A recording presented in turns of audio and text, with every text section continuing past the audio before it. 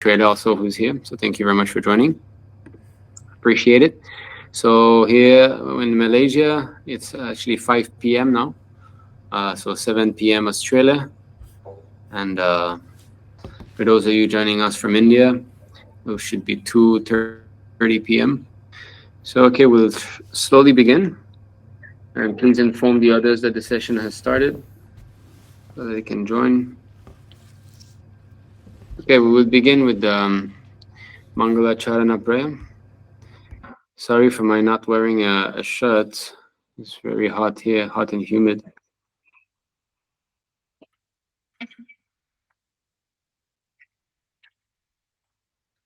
Okay, so we can read the Mangala Charana prayer and then we'll begin the class.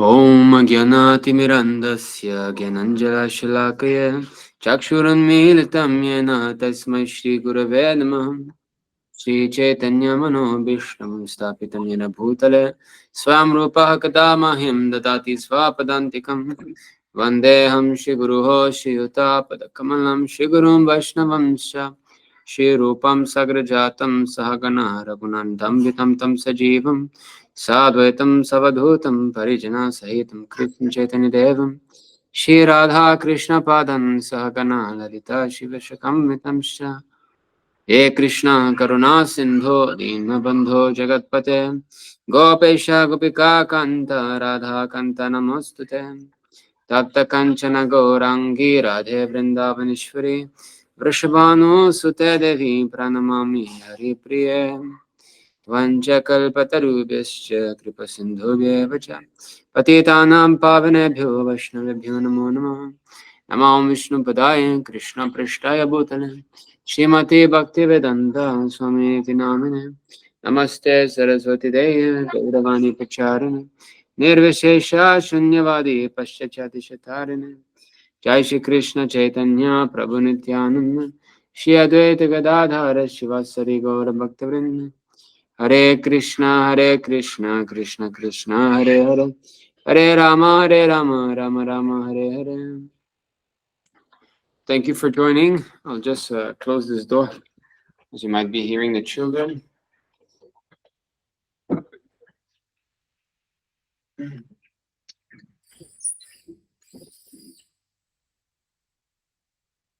This temple here is actually a farm. We've got this farm here in Malaysia in the middle of the jungle. If you go out, you see like jungle trees all the way around, and there's even some mountains about some 30, 50 kilometers from here that still have tigers. At least that's what I've been told. So yeah, it's a beautiful place though. Simple living. Something very important that Srila Prabhupada wanted to teach us, right? To learn how to live simply and not complicated things. Which is something that modern civilization is going away from. Actually, the Lord has given us all the gifts. Nature is there to provide us with whatever we require for our sustenance. But we've made the world so complicated that now it takes 50 years to pay for a house, isn't it? You gotta work your whole life to pay for a house, an apartment, especially in countries like, like Singapore. To buy an apartment is desperately impossible. Or any big country like in downtown or in a big city like in Australia, Brisbane, Sydney, you want to buy houses in such place, it's a question of decades, many decades. But if you think about it, how people used to get their houses done before, it was much faster, right? Like, let's say you have to build your own house. Let's say you work with your family to build a house. How long would it take? Let's say 5 years maximum, like a big house, right? 5 years of work. But now we're working some 40 years and giving our salary, huge chunk of it just to pay the house. So we're being taxed more and more by the government because we're addicted to things that we don't need. They get us, they're like fish We're like fish, and they get us with this hook. What is that? Uh, Things that are unwanted, not necessary. Uh, well, all the artificial ways of life, like we are addicted to movies, cinemas, to restaurants. We're addicted to, go to amusement parks and all these things. They've invented all these things that force you to get the paper money, isn't it? Without the paper money, you cannot do all these things, going to the cinema and so on. A farmer who subsists on his own soil cannot have access to all these new objects of sense gratification, and therefore we're all caught up. So since it's a beautiful environment that evokes this simple living and high thinking mood, I think we'll be discussing a little bit about this. Yes, Saikarti, you can speak. Hare Krishna Prabhu, please accept my observations with all glories to Srila Prabhupada. So Prabhupada. Prabhu, I just wanted to say that I just spoke with Tatvik Prabhu, and Tatvik Prabhu will be having a media session at Sunday, 11 a.m. IST. So I just thought it would be a nice opportunity to inform the devotees in advance. Media session. Is Yes, Prabhu. it on Yes, Sunday? Prabhu. What time? 11 a.m. Indian Standard Time. That would be 1:30 p.m. Singapore time. Okay, okay. All right, thank you. Okay, so yes, Srila Prabhupada came to give knowledge, um, spiritual knowledge, but we need to understand also that this material world is not to be rejected. Like the energy that we see here, this is a distinction between devotees and impersonalists. Impersonalists means those who think that God is not a person. He's an all-pervading force or energy that has no personality, that has no feelings, and so on. So impersonalists ultimately conclude that everybody is God, but that's very easy to debunk. I mean, if we were God, why are we subjected to the threefold miseries? Why are we having, toothache? Why are we having depressions and so on? That means there's some laws that are above us. We're not in control of what's going on around us. So how can we be God, right? This is the last snare of Maya. When one has been completely disgusted with the material world, with the ways this world works, then he starts to think that maybe he's God. He wants to attain liberation and become God. So devotees do not follow this foolish path because it's not practical at all and it's not true. So those impersonalists, they say Brahma Satya Jagat Mithya. So Brahman, the all-pervading transcendence, is eternally truth, and this Jagat, this universe, manifested universe, is false. But we don't say that. We don't say that it's false. And the example is like misunderstanding a rope to be a snake. So sometimes, like in Australia, for example, there's many snakes. Here also in Malaysia, there's snakes. So if you go out at night and you see a rope on the floor, naturally you might be afraid because thinking it's a snake, So that's illusion because snake is not there, but you misunderstand the rope to be a snake. So that's called illusion. But that does not mean that there's no such thing as a snake. There is such a thing as a snake. It's just that it's not in front of you now. So the rope is true. The snake is true. The illusion is within the eyes of the beholder. And the fault is in the eyes of the beholder, not the object themselves. So this material world is truth. But within the eyes of the conditioned soul, we are seeing this world as an object of our enjoyment. These beautiful flowers are meant for my smelling them. These coconut trees, these coconuts that are growing are meant for my pleasure, for my drinking. In other words, the whole development, the whole workings of material nature with all its intricacies is meant ultimately to gratify my five senses. So that is illusion. To think that I'm the Lord of all that I survey, everything that I see, I want for myself. It is illusion because we are, in this conception of life, we think ourselves to be separate from the absolute truth. You can put it down. Yes.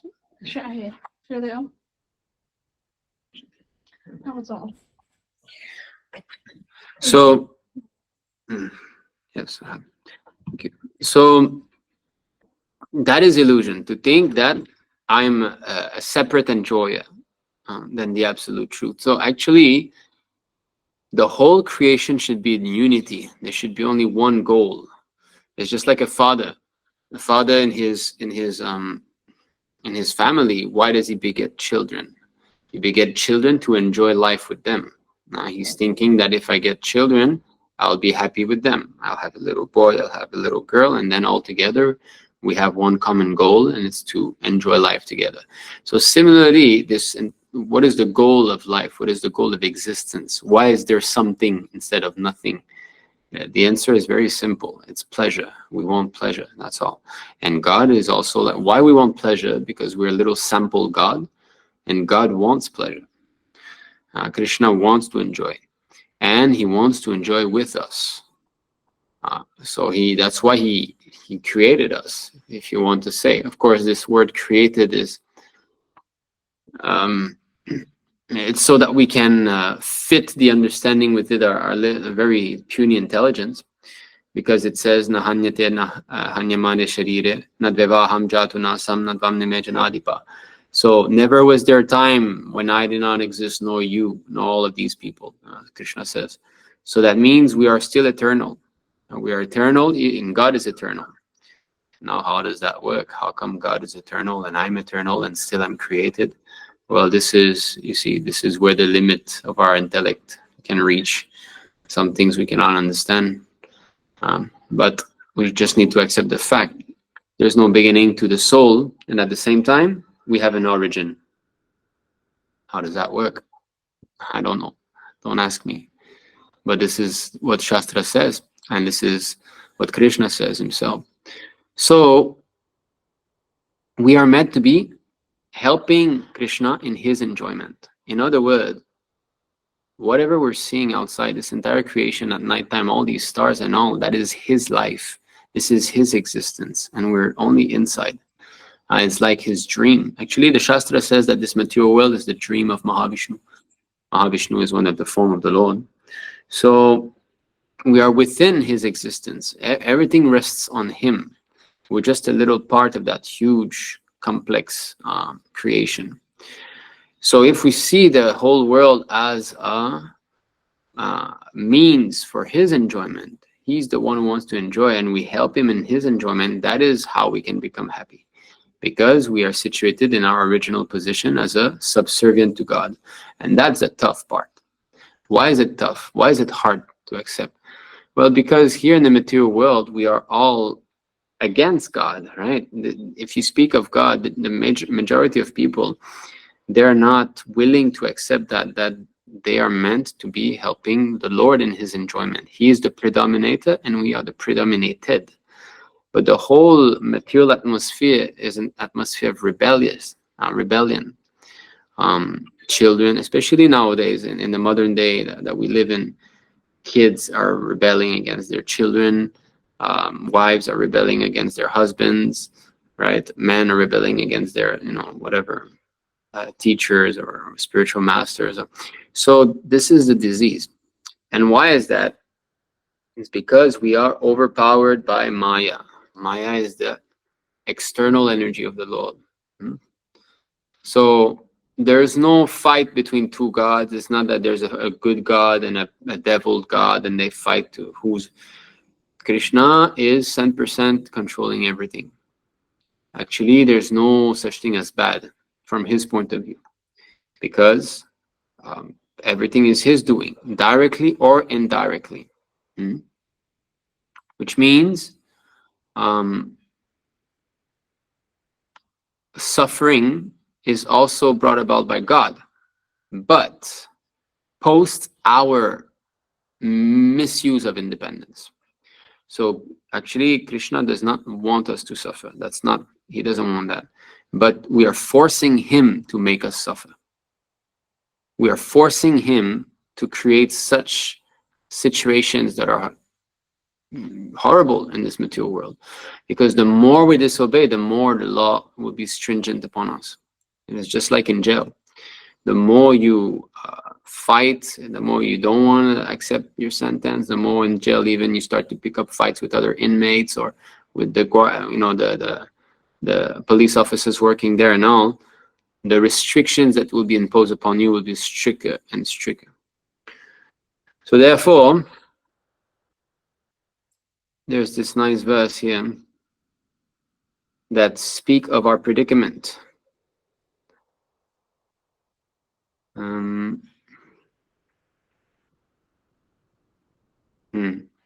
So this is from Chaitanya Charitamrita, Madhya Lila, chapter 20, text 117 onwards.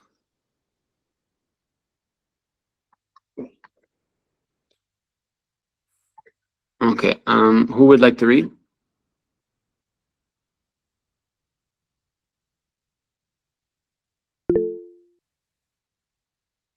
So can I read?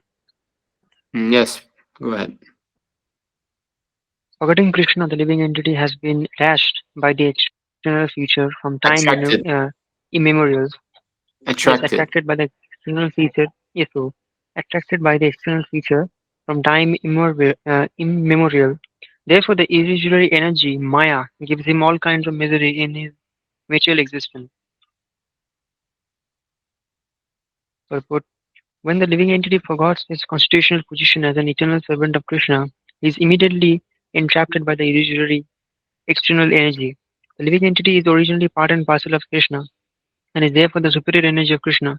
He is endowed with inconceivable minute energy that works inconceivably with Yeah. the body. However, See, the living we entity. have because we are part of God, we also have got some potency within us that is inconceivable. We cannot understand.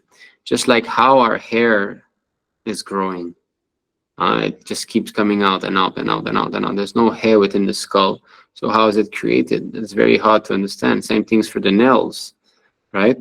Same things for creating blood and bone marrow and muscles. For example, my son, when my wife was pregnant of him, she was vegetarian. He is born. He is vegetarian. So that means he never ate any meat. He never chewed any bones or whatever. But how come he's made of meat and bone? Where did that come from? How come by eating potatoes and carrots and rice, blood and bones and muscles are being created? Isn't that inconceivable? You ask any of the material scientists, you give them some bunch of carrots and you say make an arm, make blood and flesh and bones. Can they do that? They cannot. So there's some inconceivable potency within us that can transform matter, isn't it? Or another thing, when you get injured, if you get a huge cut here, like for example, you see I've got this scar here. I don't know if you can see a long scar here. So I got a surgery because I had broken my hand, and they put the puncture, how do you say, puncture points, right? I forgot. Anyway, so and at that time I was a teenager. So right after the surgery, I started to ride my bicycle, and using the brake, I used a lot of pressure, so all the puncture points open, the whole thing open. And I didn't want to go back to the hospital, so I decided to just like kind of tape it or something to let it heal, and it healed. You see, although it was open, I could open it and practically see my bone. So, but it healed. So how does that happen? How does the body heal itself like that? Another example, the cow. The cow eats dry grass, right? Like, of course, they can eat green grass, but they can subsist on dry grass, not even green grass. Dry grass, if you analyze it, has 0 vitamin. If we eat dry grass, we'll die. There's nothing that we need in it, So 0 vitamin. But the cow, by eating only dry grass, can produce milk, which is so rich in vitamin. How does that work? Because the cow is a spirit soul that is actually part and parcel of God, and therefore it has achintya shakti. Achintya means inconceivable. Shakti means energy, inconceivable energy. You cannot understand how these things are occurring. And if you look in nature, these things are, you can see again and again and again. If you like to watch like National Geographic, anyway, they'll show you so many different animals, what special skills they have, like vultures. They can fly miles high, 7 miles up in the sky, and they can spot the small mice running on the floor. So how does that work? Their vision is so sharp that it is like they're wearing some binoculars, in the eyes. So many things like that are very impressive in nature. And why is that? Because we are part of God. God is all powerful, and he's the supreme mystic. He can do whatever he wants. And similarly, we are also endowed with such inconceivable energy to a greater or lesser degree. Okay, you can continue reading the purport. Yes, Prabhu. Uh, yeah. However, the living entity forgetting his position is situated in material energy. The living entity is called as marginal energy because by nature he is spiritual, but by forgetfulness he is situated in the material energy. Thus, he has the power to live either in the material energy or in the spiritual energy. So can you please call it up? Yeah, one moment, sorry. Okay. Yeah. Marginal energy. Being in the marginal energy, he is sometimes attracted by the external illusionary energy, and this is the beginning of his material life.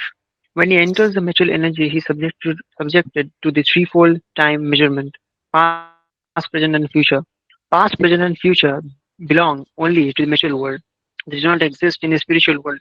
The living So entity is eternal and is this is very hard to understand. Past, present, and future exist only in the material world, but not in the spiritual world.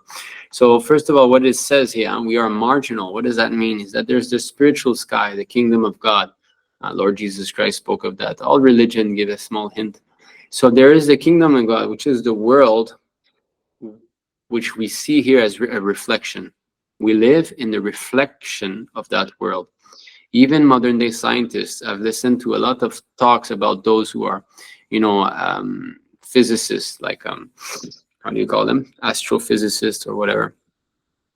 And there's a great deal of scientists out there that say that our world is actually a shadow of a real object. There was this one scientist, I forgot his name. So what he did, of course I cannot explain so well, but he said that he managed to calculate the amount of information that is within a black hole. Yeah, don't ask me how he did that anyway. And he says that how you calculate the amount of information within a black hole is by calculating its surface. What does that mean? Well, a sphere, a black hole, if you take it as a sphere, it should be a volume, right? You should be able to calculate how much is inside as being a volume that takes space in 3D, three-dimensional, right? But he said that no, it's according to the surface. So because of that, he said, there's only one conclusion, and it's that we live in a sort of 2D world that is projected from a 3D world. That was his conclusion.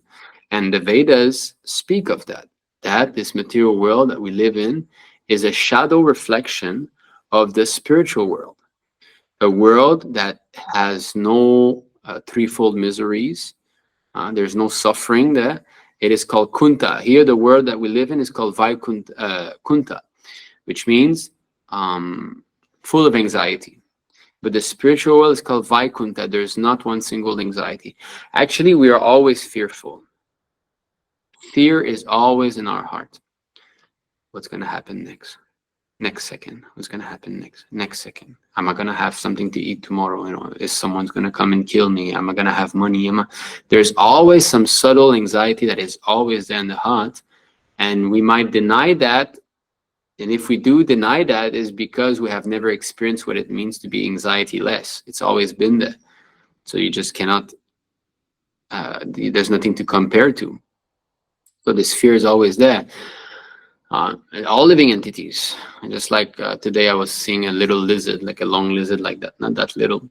And very anxious, was trying to look for something to eat. And he's walking very, very slowly and looking. trying to. So anxiety is there, fear is there. Same things with the birds. They eat a few bites, they look left and right, they eat a few bites. Us too. As soon as there's a little sound or something, immediately, right? Oh, what's going on? Am I gonna die? So the world we live in is a shadow reflection of that eternal kingdom, eternal world, and we should not. How can I say? Close our intellect to that. That, oh, whoa, that's too much. Like that sounds like a fairy tale and all. What fairy tale? Why? You're forced to be born in this world, isn't it? You're not in control. Now you're being forced to grow older. You'll be forced to accept death. Something is going on that is without your control. What do you mean fairy tale? Has the entire world been created due to your sketch? Are you the one who's created the trees and the plants and the mangoes and the sky and the clouds? This is not us. We did not create that. That existed before our birth, and that's going to continue existing after our birth. Creation, maintenance, and destructions are not due to our thinking and feeling and willing, whatever. So from Shastra, we learn there is such a thing as another world, and it is not dark like our world. Our world is dark. You see, just now I adjusted the camera. Why? Because the sun is setting, and the true nature of the world is going to be revealed. What is that? Dark. Matter is dark, fully dark. There's no light at all. If there's no sun, if there's no electricity, the entire world is black. We live in this black, shadowy realm, which is all dark. And simply because the Lord mercifully put the sun there, do we see colors? Do we see light? Otherwise, it is dark, just like a shadow. But the spiritual world does not rely on this. Krishna says in the Bhagavad Gita that there's no sun or moon. There's no need of sun or moon for illumination. He says that. So that means there's no need of electricity like we need here. There's no need of reflected light on the moon or the sun like that. No. So everything is luminous, and there's no past, present, and future. There's only the eternal present. Because what is past, what is present, what is future? We calculate these things only due to the change of matter. Matter has got different stages. It has got,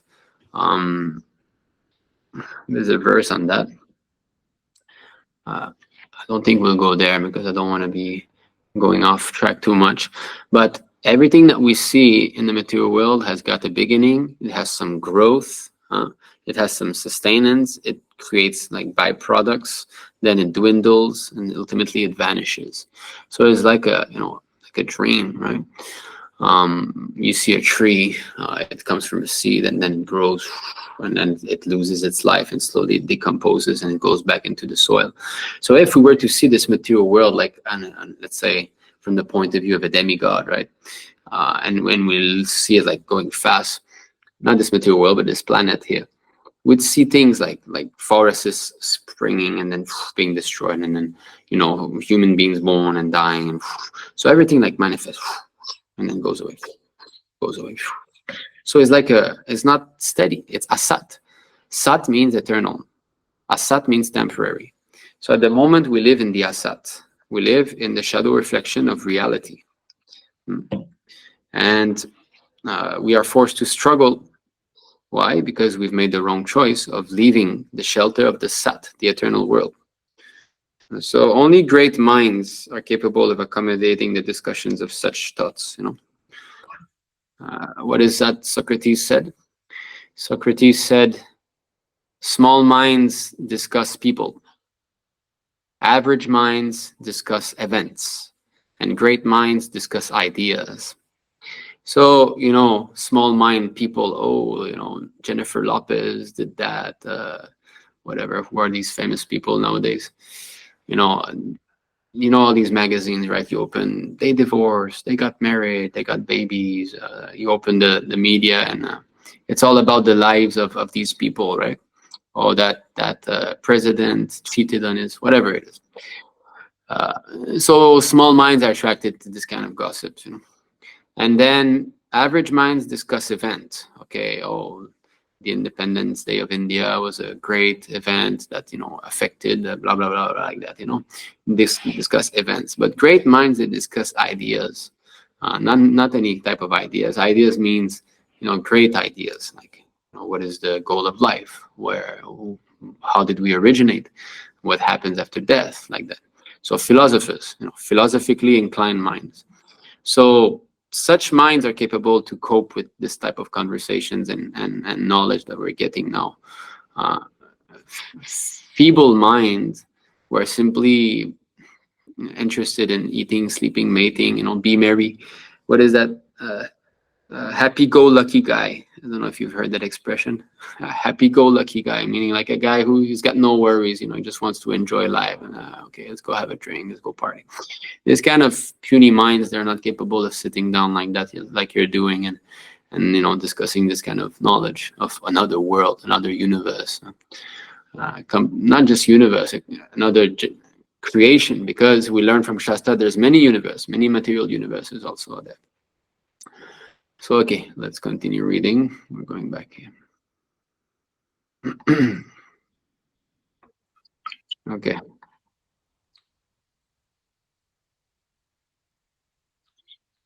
Living entity is eternal and existed before the creation of this material world. Unfortunately, he has forgotten his relationship with Krishna. The living entity's forgetfulness is described here in as anadi, which indicates that it has existed since time immemorial. One should understand that due to his desire to enjoy himself in competition with Krishna, the living entities comes into material existence. You see this? So, I mean, so much information is there in these few lines. The living entity's forgetfulness is described herein as anadi. You see here the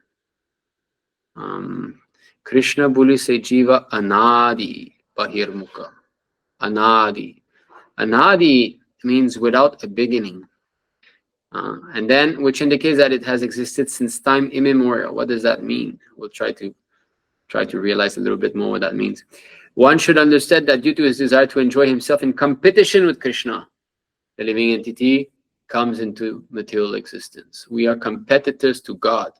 We have declared to God that no, you're not God, I am, and I'll prove it to you.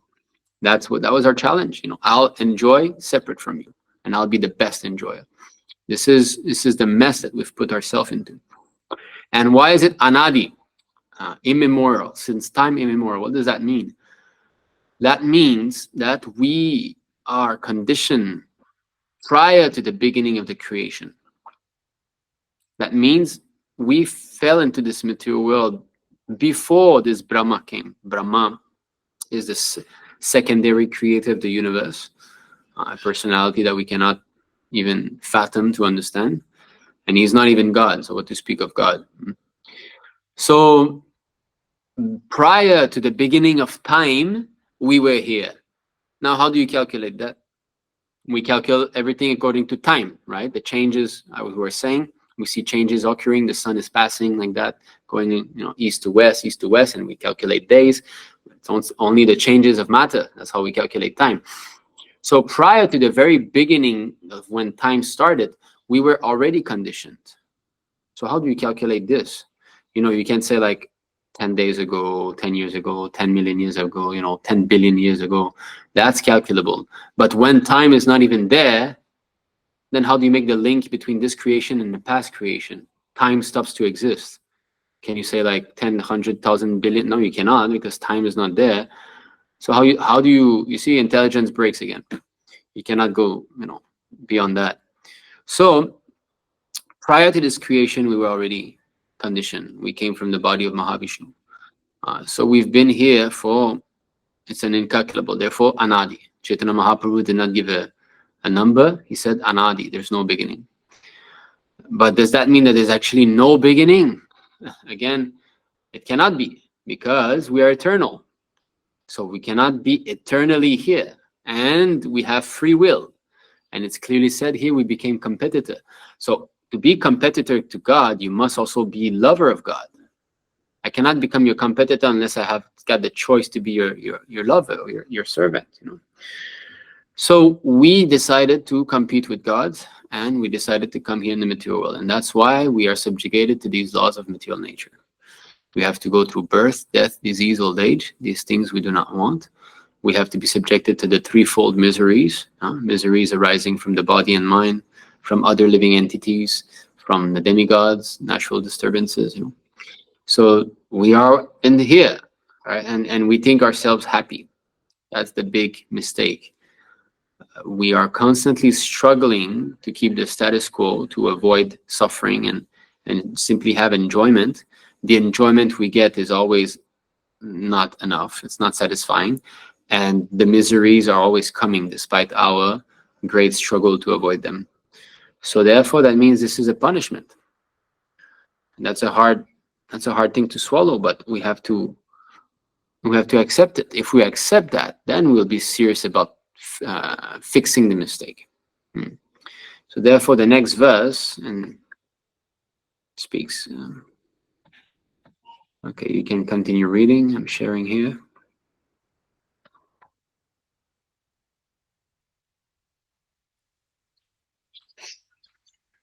Yes.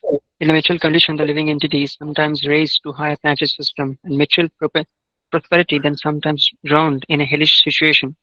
His state is exactly like that of a criminal whom a king punishes by submerging him in water and then raising him again from the water. Okay, so there used to be a type of punishment that an outlaw was tied by the legs. So he was tied by the, where the ankles are, and he was lifted like that, upside down. Okay, and he was put on top of above a river or some basin, whatever, water. So what happened is that he would be slowly leveled down like that, so that his half body at least be submerged in water. So you can imagine what happens. He's choking. He's in water, and he cannot breathe. So it's a very painful situation. And obviously, when he's in the water, he's suffering greatly. And then he's brought out again like that, so he can breathe a little bit and like that. So it's a punishment. It's not to kill him; it's to punish him. It's a less severe punishment than obviously death. So maybe some thieves like that. Okay, so we are like this. We are like this because when suffering comes, we become, the mind, the intelligence breaks, isn't it? We cry. I mean, I don't know about your lives, but I've been through some, really tough ones, right? Just sometimes thinking about suicide, completely crying, seeing the entire world as a nightmare. And, sometimes you get hurt so much, sometimes by family members, by dear ones. So you completely lose it, right? And now you're like, this material world is disgusting. What kind of life is this? Let me end this. You think of suicide even. And then the next moment, the next day, a nice sunrise is coming, a nice breeze. It's a nice place here. Again, you're going, So that's the same thing. If the foolish prisoner thinks that, now it's nice. Now I'm in a nice situation.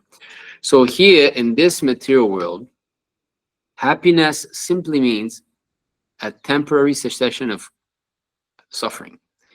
When suffering stops for some time, now we think, I'm happy. We do not know what happiness is. This situation that we're in is not a happy situation. We're in trouble. We're lining up, heading towards death, is it not? So, we'll read the purport. Go ahead. Yes. In the Brihad Aranyaka Upanishad 4.3.16, it is stated, Asango hi yam purushaha. The living entity is always free from the contamination of the material world. One who is not mutually infected and who does not forget Krishna as his master is called a Nitya Mukta. In other words, one who is eternally liberated from mutual contamination is called Nitya Mukta. From time immemorial, the Nitya Mukta living entity has always been a devotee of Krishna, and his only attempt has been to serve Krishna. Thus, he never forgets his eternal servitorship to Krishna. Any living entity who forgets his eternal relationship with Krishna is under the sway sway of the material condition. Bereft of the Lord's transcendental loving service, he is subject to the reaction of fruitive activity. When he is elevated to the higher planetary systems due to worldly pious activities, he considers himself well situated. But when he is subjected to punishment, he thinks himself improperly situated. Thus, material nature awards and punishes the living entity. When the living entity is materially opulent, material nature is rewarding him. When he is materially embarrassed, material nature is punishing them. Yes. So there are so many different types of bodies within the material world, and some are more nicely situated, some are lesser situated, but it's again the same thing, the prisoner going up and down, up and down. Because as long as we're in the material world, whether it's a nice, so-called nice body or not, suffering will follow. So we can see here, this is the heavenly planets. Everything looks very phantasmagoric, very colorful. Things there are not the laws of nature there are not like here. Things are very much more different. And heaven is spoken on in all religion. It's not something that is a belief or what, it is a fact. There's planets out there, and it's not like some realm in a dream. No, there's some planets that are there, that if we would have the power to use an airplane or spaceship, we could go there. Of course, we learned from the Bhagavad Gita that one has to be pious. It's not out of our own endeavor. One has to have the pious credit to go there. But such planets are there. Of course, now we put the cloud. They painted the clouds, but it's not that they're in the clouds and they just stay in the clouds. And there's actual worlds filled with these living entities. So they think themselves very happy because enjoyment there is much greater. The women there are thousands of times more beautiful. The men there are thousands of times more beautiful. Beautiful lakes filled with fragrant lotuses and birds, of multifarious colors. And sense gratification is at its max. But the danger is when we go to heaven, we think, oh, this is nice. This world is so nice. But actually, that is a very self-deceiving mentality, because when you think you're comfortably situated when you're in prison, that is foolish, because again you will come down. We learn from Bhagavad Gita that those who go to heaven, it's not eternal. Kingdom of God is eternal, Vaikuntha, but heaven isn't. So you'll have to come back down here again, the realm of the human beings, filled with envy, fear, anger, lust, greed.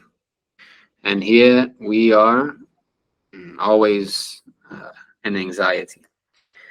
And if we commit so many sins, then we have to go even lower into the animal kingdom.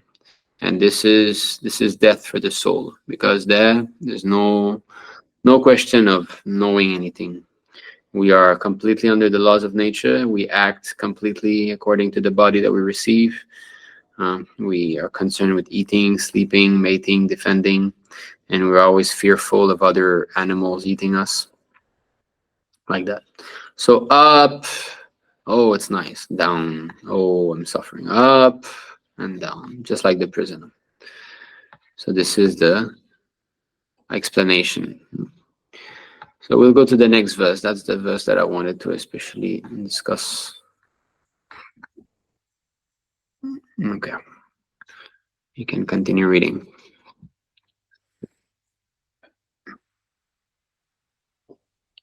When the living entity is attracted by the natural energy, which is separate from Krishna, he is overpowered by fear, because he is separated from the Supreme Personality of Godhead and the material energy.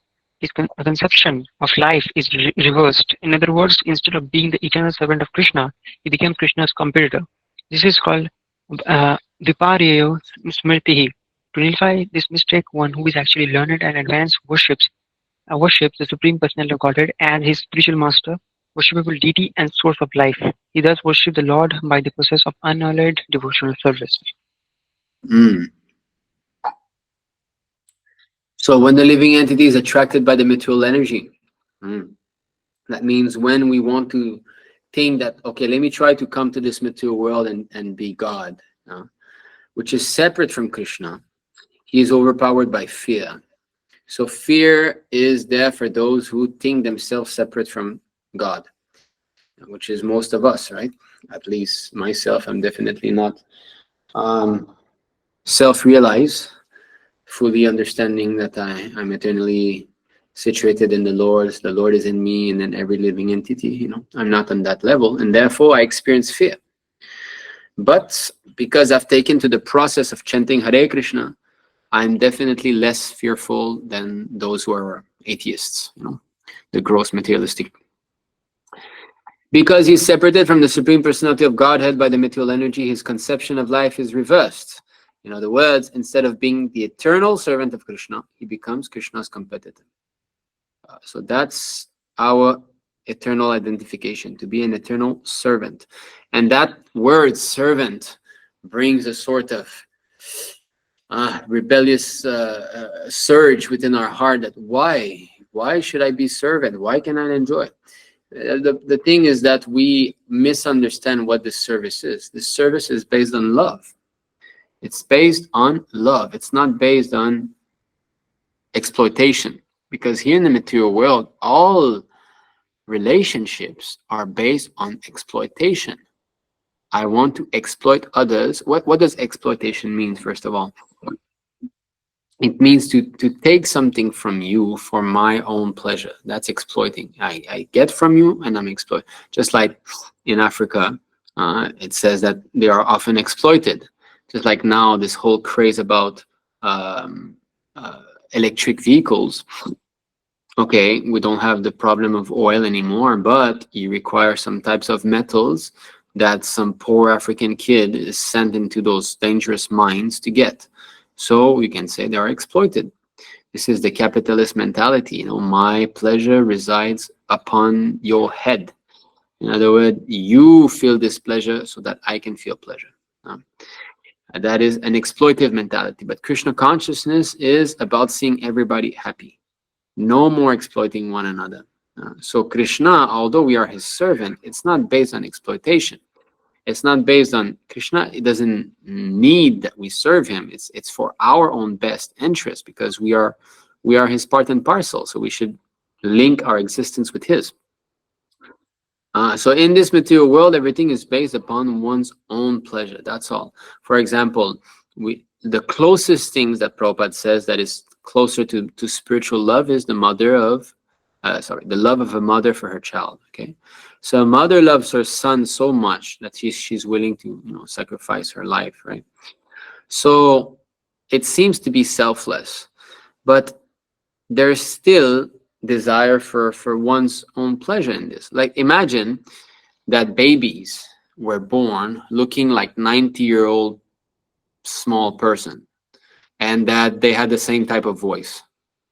So you have a baby and it's a 90-year-old, ugly, with the skin slack and all, and he's like, like that. Who would want babies? Nobody. That means even begetting children is based upon my pleasure. Oh, his beautiful face, he's cute, I can decorate him or her, So it's based upon our pleasure. We want to increase our pleasure. So whatever we do in material existence is pondered upon how can I enjoy. That's all. Yeah, friendship is based on that. Lover and beloved is based on that. Whatever it is, all material relationships are based on that. And there are some verses concerning this. So this was spoken by the gopis.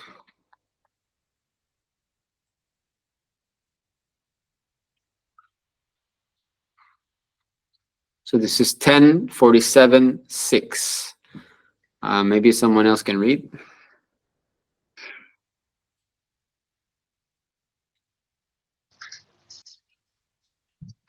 The, the friendship shown towards others, those who are not family members, is motivated by personal interest, and thus it is a pretense that lasts only until one's purpose is fulfilled.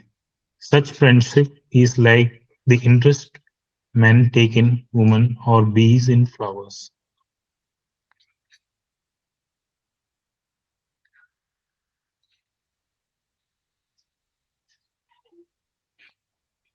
The prostitutes abandon a penniless man, subjects an incompetent king, student their teachers once they have finished their education, and priest a man who has remunerated them for a sacrifice. Yeah. So sometimes we see some men having very beautiful girlfriends and so on, but such women or professional prostitutes are only interested in money. As soon as this man is poverty stricken, she leaves. Subjects an incompetent king, and we might say that, oh, you're our leader and so on. But as soon as he's not gratifying our senses, we bring him down. Oh, change president or change leader. Students, their teacher. We might develop a very nice relationship with our teacher, but once we graduate, okay, thank you, I've gotten my education, goodbye education. A priest, a formal priest, he will do some rituals for you and so on, but as soon as he gets what he needs, and he's not going to meet you again.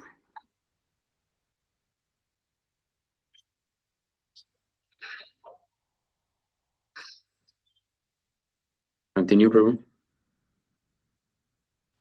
Sorry, I was on mute. Hare Krishna. So birds abandon a tree when its fruits are gone. Guests a house after they have eaten. Animals a forest that has burned down. And a lover the woman he has enjoyed, even though she remains attached to him. So here they're trying to make us understand how material relationships work. The criteria is my satisfaction. And you see a lover, a woman who has enjoyed that, we see very often nowadays. Young girls are naturally wanting to be pleasing to a man. That's a natural tendency for a woman. They want to be pleasing to men. And the young girls, they dress themselves attractively in order to attract some men who will like them. And innocent as they are, they just want to have a nice relationship. But young men nowadays, what they're taught to see women as an object of sense enjoyment. And therefore, these young men are cheaters. They talk sweetly to women so that they and they can sleep with them. And then once they get what they want, they go away. So this is the way of material relationships, even within families. Entire families are split in half sometimes due to this. I can tell you a story that I know. My sister's husband, so his family, there was a great case. The family used to be so-called united, and at one point, one of the uncle proposed to his niece to sleep with her. He was drunk, and he proposed to the niece to sleep with her. So the niece, she spoke to the parents, and so then some of the family supported the uncle, saying it's not possible that he has done that, and some of the family supported the niece, and therefore it's split in half. So that's it. There's no real unity. Real unity cannot break. You see, the prayer of Shri Chaitanya Mahaprabhu is that, what is that? Shunyatam Jagat Sarvam Govinda Virahenam Ashlishasya Paramam Pinashtumam Adarshanam Armamatam Karutova. So that means what? That means I will continue to be your servant, whether you trample me with your feet, or you hurt me by hugging me too tight, or you leave me alone crying for many years. I will continue to be your servant. Of course, Krishna is not unkind, and he's absolute. What does that mean? What does that mean? Another topic. But the point is that why pleasure and pain are experienced in the material world, but they're false. But this so-called pleasure and pain is also there in the spiritual world. But there, everything is actually pleasurable. Actually, even here, you have some little sample of that. Like people like to watch a horror movie. Why? It's scary. So that means that pleasure can be derived from fear also. So since this world is a perverted reflection of the spiritual world, that means that the prototype of this type of seeking pleasure into pain and anger, right? Watching UFC, it's anger. We derive pleasure from that. Well, it's there in the spiritual world. So when the Lord does activities with his eternal associate, there is anger, there is sadness, there is fear. But all these things are not contaminated by the material quality, which means that they are pleasurable also. It's not mundane fear, it's not mundane anger. So These things are being enjoyed. There's a variety of emotional, spiritual emotion that are being reciprocated between the Lord and his devotees. So this is sorry, I've somehow lost my train of thoughts. What is it? The point that I was trying to make. Anyway, so as we can see, the type of material relationships is completely different from spiritual relationship. Krishna wants us to serve him because he wants our love. That's all. Just like a father likes when the son serve him, not just ask things from him. Why the father likes this? Because the father wants to love the son more and more and more and more. That's the father's desire. The father wants his love for his son to increase. But that cannot come just because I want it. There needs to be a reciprocation there. So if my son serves me more and more, then I love him more and more, and then I'm happy, right? Because I want that. I want to love you more. I want to love my wife more. I want to love. So if they nicely serve me, then I become pleased with them, and I reciprocate. I also tries to please them. It's not that God takes and he doesn't give. No, God gives. So therefore, this relationship of master and servant has nothing to do with what we experience here. So yes, so Chaitanya Mahaprabhu says, even though you trample me, you let me to cry, I will never not be your servant. So that is truth. That is sat, eternal, fixed. That's it. I'm your servant eternally. Nothing will change. But here, I'm your husband or I'm your wife until something's wrong. Then I sign the divorce paper. I'm your student until I know more than you. Then bye-bye, teacher. Everything is temporary here. It's not everlasting. Okay, we'll go back to that. So conception of life is reversed. In other words, instead of being the eternal servant of Krishna, he becomes Krishna's competitor. This is called Viparero Smritihi. To nullify this mistake, one who is actually learned and advanced worships the Supreme Personality of Godhead as his spiritual master. So we need a spiritual master who's going to open our eyes, who's going to be giving us all this knowledge. Otherwise, where are we going to get it from, this knowledge? So Krishna helps in three ways. He gave the Vedas, so the holy books and the revelation, the sacred Vedic literature, so that we can learn about him. He comes as the spiritual master. So the spiritual master is an expansion of the Lord. And the spiritual master comes as a representative of God, and he gives the knowledge. And he is situated as the super soul in the heart of everyone. So these three ways he's trying to help the conditioned soul go back to him. Okay, purport you can read. This is the quotation from Srimad Bhagavatam 11.2. Okay, one moment. Sorry. Actually, This is a lot of names here. Okay, yeah, you can read here, the Lord. The Lord is the super soul, spiritual master, and worshipable deity of all conditioned souls.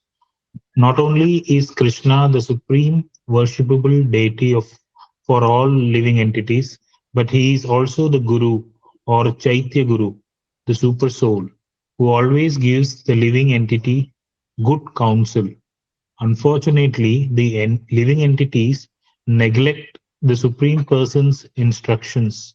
He thus identifies with the material energy and is consequently overpowered by a kind of fear resulting from accepting himself as the material body and considering paraphernalia related to the material body to be his property. Yeah, so that's why we are fearful.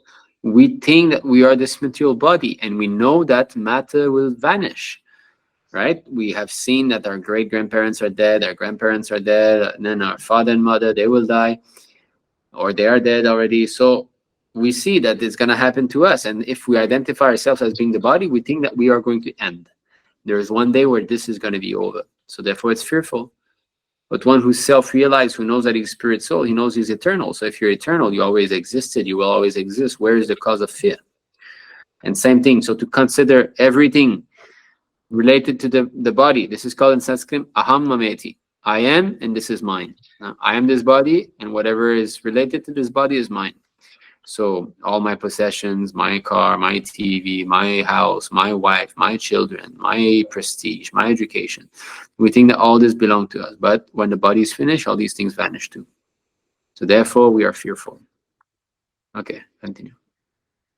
All types of afflictive results actually come from the spirit soul, but because he has forgotten his real duty, he is embarrassed by many material consequences, such as fear and attachment. The only remedy is to revert to the service of the Lord and thus be saved from the material nature's unwanted harassment. Yes. So we are harassed. Huh? We are harassed because we are struggling. We are struggling to be fixed in this material world because we're Sat Chit Ananda. We are eternal, full of bliss and knowledge. That is our original position. But in this material world, we are temporary, full of misery, and full of ignorance. The complete opposite. This body is temporary, it is full of misery. Now, don't tell me this body is nice. Don't tell me it's nice. There's always some subtle suffering there. Always. Just like now I'm sitting, I feel some little stretching in my neck, like I feel that the weight on the chair. There's my knee that has, that I busted many years ago. So I'm hot, I'm sweating. There's always something uncomfortable about this body. It's simply giving us trouble. And we are full of ignorance. We don't know why we're here, what's going on. No, we're not aware of everything. So opposite. So we're trying to go back to our eternal position, Sat Chidananda, eternal, full of bliss and knowledge. But we are endeavoring that through matter. So it's a spiritual desire that is exhibited through matter. It's not going to work. Why people want to buy houses? Don't rent, buy. They think that now you're settled, you're fixed. You're not settled. Buying or renting, you're going to die. And this property is going to stay here, but you're going to go somewhere else. So it's still temporary, right? Why do we think like that? No. Buy the property. Now it's yours. Have children like this. It's your family. It's steady. We are seeking this steadiness, but life is always changing. Today, husband, tomorrow, divorced. Today, children. Next day, they live in some other country. You never see them again, like that. So relationships come and go. And the example in the Bhagavatam is like in the river, sometimes you get some sticks, they come together and they travel together for some time, and after that, they separate again. And this is how all living entities in the material world are meeting one another as travelers on the road, stopping to have a talk and then see you. I'll never see that person again, and then you continue. So sometimes people are like, oh, you're too pessimistic about life. Why are the Hare Krishna devotee too pessimistic? It's not about pessimistic, it's about reality. It's about seeing things as they are. To be optimistic in material life is animalism. It's like an animal, because the cows, for example, that are meant to be slaughtered at the slaughterhouse, they're very optimistic about their lives. I'm living with my family, I've got nice green pastures, but we all know where they're going to be ending. I mean, I've spent 5 months in Australia, and where we used to live, there's so many paddocks of, is that how you say paddock? Anyway, so many fields filled with cows, and they're meant for slaughter, but they look very happy. They're very optimistic about their life. They think tomorrow I'm going to have some nice fresh grass and so on. So, okay, you can be optimistic. That's all right. You have the right. But me seeing your predicament, I know that you're going to end in a slaughterhouse. So what is the use of this optimism? And then you might say, well, everybody's got to die anyway. At least enjoy while you have it. And that is not intelligence. There is a way out. You see, there's a way to stop that. And that's why the Lord comes and he speaks Bhagavad Gita, and he sends his representatives. There is a way to stop this. So, okay, I'd like to go maybe. All right, 33. This is a sequence of verses 7, 13, 25. Yeah. We'll go here. Sorry, just give me a minute. So I think we'll go there and then we'll take some questions after that.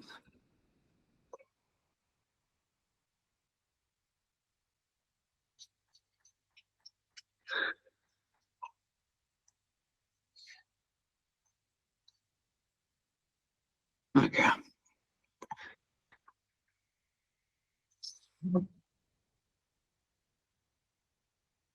Okay, you can read. Yeah. In the course of the evolutionary process, which is caused by fruitive activities due to undesirable material sense gratification, I have received this human form of life, which can lead to the heavenly planets, to liberation, to the lower species, or to the rebirth from human beings. In this human form of life, men and women unite for the sensual pleasure of sex, but by actual experience, we have observed that none of them are happy. Therefore, seeing the contrary results, I have stopped taking part in materialistic activities. So this is here we have a self-realized soul that is analyzing the dealings of common men and women. Just like I was speaking when we see the predicament of the cows that think themselves very optimistically happy. Well, we understand, but so here is a self-realized soul that is analyzing the common men and women. The actual form of life for the living entities is one of spiritual happiness, which is real happiness. This happiness can be achieved only when one stops all material activities. Material sense enjoyment is simply an imagination. Therefore, considering this subject matter, I have ceased from all material activities and I am lying down here. In this way, the conditioned soul living within the body forgets his self interest because he identifies himself with the body. Because the body is material, his natural tendency is to be attracted by the varieties of the material world. Thus, the living entity suffers the miseries of material existence.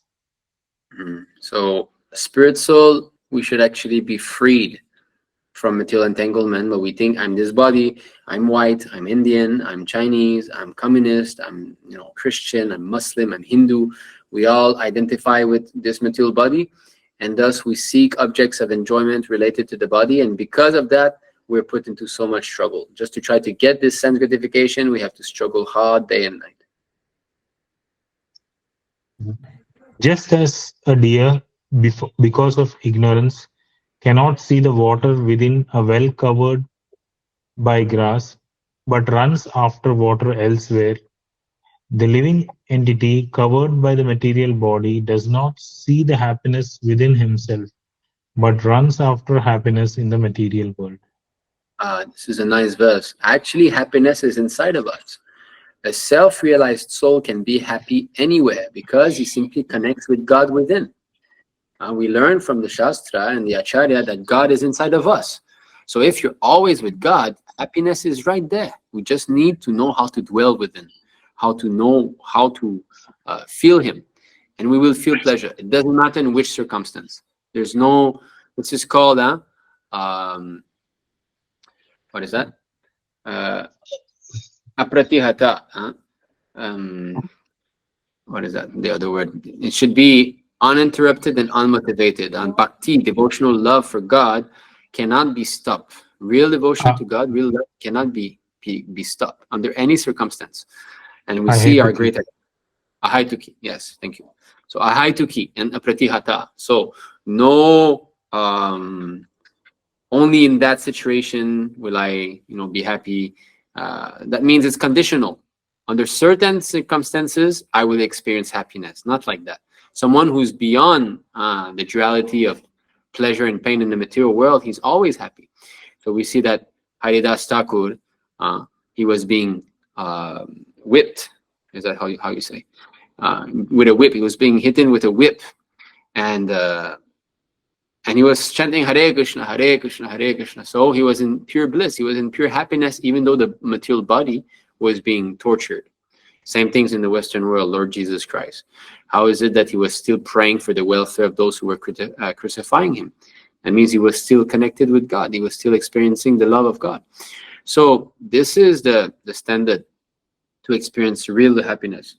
Not that only if I get my chips and my Netflix and my air conditioning and my, oh, now I'm experiencing happiness. This is not, this is all temporary, and it will lead to further misery anyway. Okay, we're going back to the sequence of verse. There's, I think, a few more. The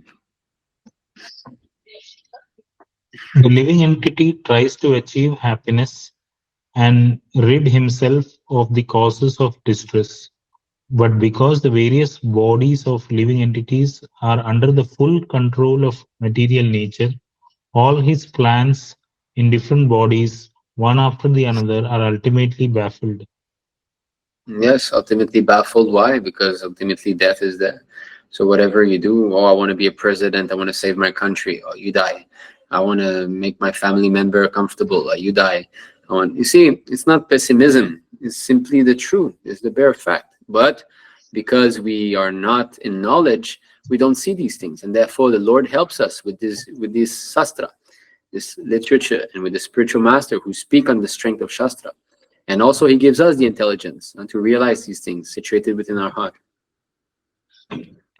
The materialistic activities are always mixed with three kinds of miserable conditions: Adhyatmika, Adi Daivika, and Adi Bhautika. Therefore, even if one achieves some success by performing such activities, what is the benefit of this success? One is still subjected to birth, death, old age, disease, and the reactions of these fruitive activities. Yeah. So I think this puts it very clearly. All types of material activity that we do to try to enjoy this world, it's always mixed with these three kinds of misery. So adhyatmika, didaivika, dibautika. So we said adhyatmika means miseries because of body and mind. I've got a bad knee, I've got a headache, I've got a backache, or I've got a depression or anger in the mind. Adidaivika, extreme heat, extreme cold.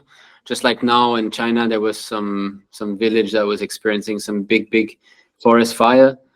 Some houses were burned down, some people died. Like that, natural disturbances that we cannot control. Adi Baltica, other living entity. I'm sitting here, some mosquito might come and bite me, some flies annoying me, some snakes, some brother-in-law, sister-in-law scolding at me, So therefore, even if one achieves some success by performing such activities, what is the benefit of this success? And the point is that you want to achieve success for what? For pleasure. But to achieve that so-called pleasure, you undergo so much tribulation. One is still subjected to birth, even if you say, no, I'm not experiencing these things. Let's say someone is experiencing less of these things than others. Well, still, birth, death, old age, and disease is there. So ultimately, it's a bad bargain to try to be happy here.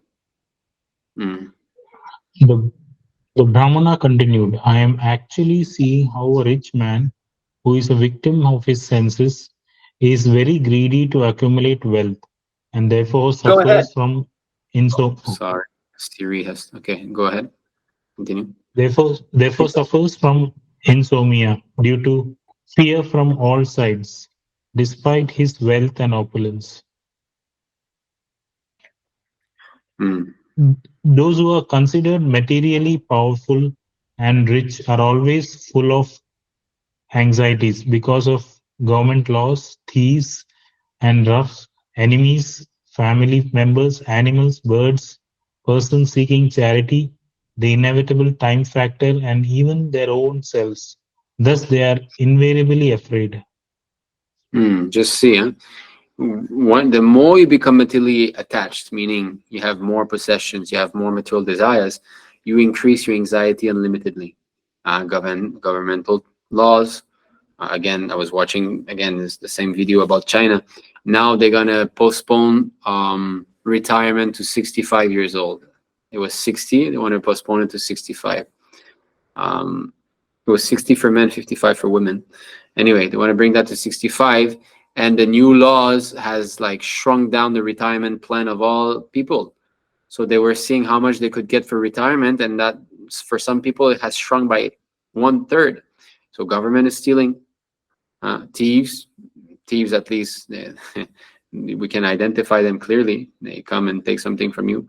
Rogues, enemies, family members. Yeah, family members sometimes are the worst thief. They might be the one who steal the most from us, right? Sundar Gopal Prabhu, his brother, he stole so much money from him. Animals, birds, persons seeking charity, inevitable time factor, and even their own selves. Sometimes you might have a lot of wealth, and you're an addicted gambler, and then you go gamble all your. I have actually. There was this one young man who had gotten a lot of money in his bag. I don't know. I think it was some criminal activity. Somehow I knew of him.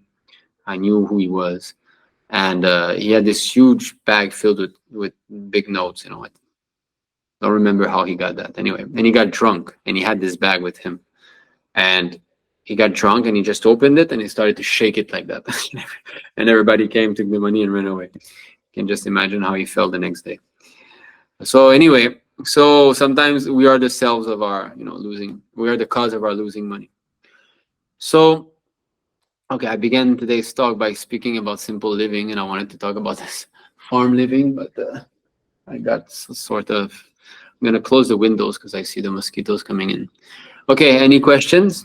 Anyone would like to say something or ask a question? You can raise your hand or unmute yourself.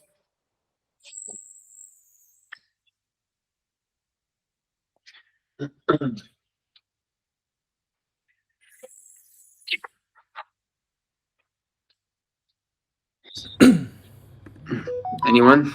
Hare Krishna Prabhu, may I ask? Yes, Dimitri Prabhu. Prabhu, if we compromise with Srila Prabhupada's instructions, can we expect that we can make it in this life and go back home, back to Godhead? Okay, so all right, so this is a little bit more advanced topic.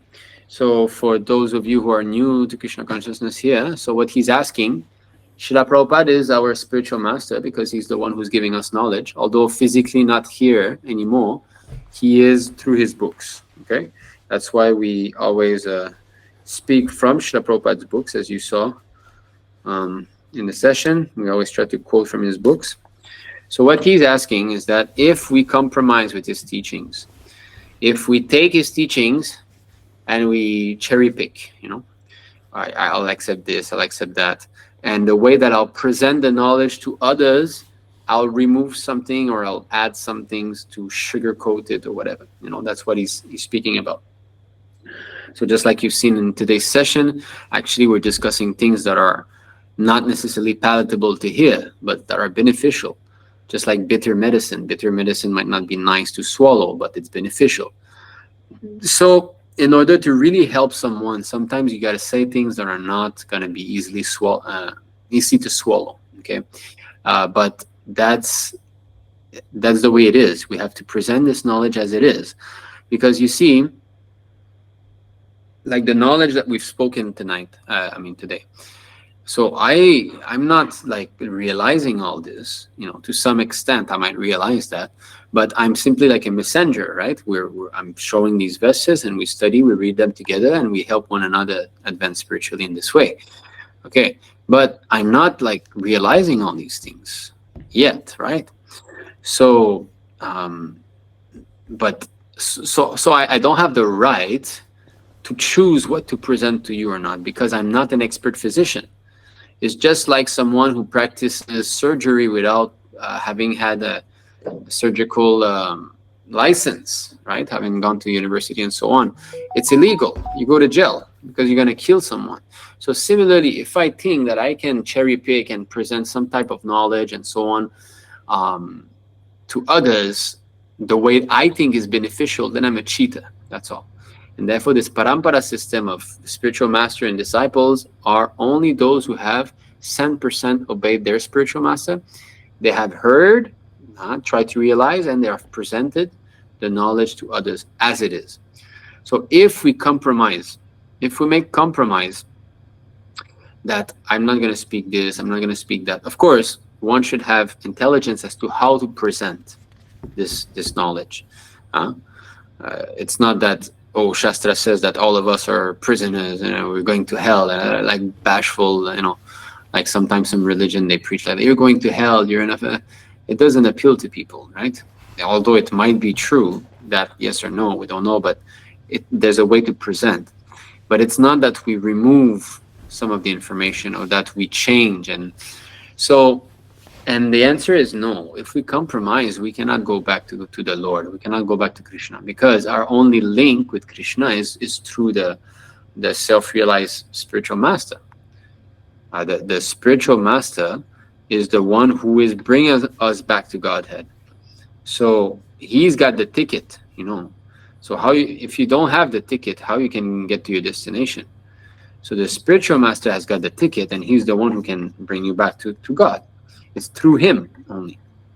I just like to give an example. I don't like to speak about the religion or what, but like sometimes Christians, they say, oh, Jesus is the only way and so on. Of course, the Guru is the only way. You cannot go back to Krishna. So Guru means, for them, Lord Jesus Christ is Guru. But you're not following. You're not following the instructions of the Lord Jesus Christ, and therefore you're cheating. So you cannot go back to God. Of course, you can go back to God with Lord Jesus Christ. It might be a longer process, but you can. Now, of course, Lord Jesus Christ this is another topic, but he's still in the material world and in the higher heaven, and you can go to him, and there more information is given about God.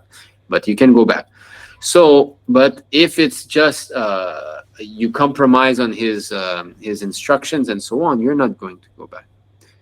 It's not possible. So therefore, there's no way that we can go back to the Lord without pleasing the spiritual master. Yasya prasadat bhagavat prasada, yasya aprasadat nagati kutopi. If you get a pure devotee as your spiritual master, that's Krishna's blessing. But if you go against that pure devotee, that representative of God, there's no way that you can go. And that is spoken of here.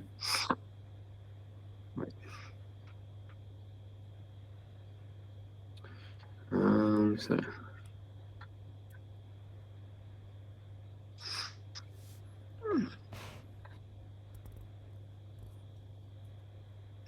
Okay.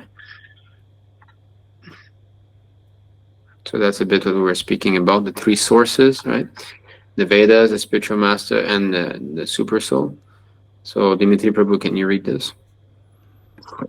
Yes, Prabhu. The forgetful conditioned soul is educated by Krishna through the Vedic literatures, the realized spiritual master, and the super soul. Through these, he can understand the Supreme Personality of Godhead as he is, and he can understand that Lord Krishna is his eternal master and deliverer from the clutches of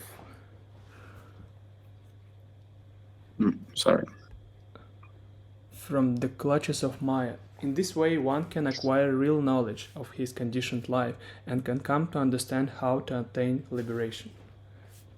Yeah, so if you don't accept these three sources, in other words, you don't accept Vedic literature, or you don't accept the self-realized spiritual master or the super soul, you're just not going to be able to be delivered from the clutches of Maya, because you're not going to be getting real knowledge.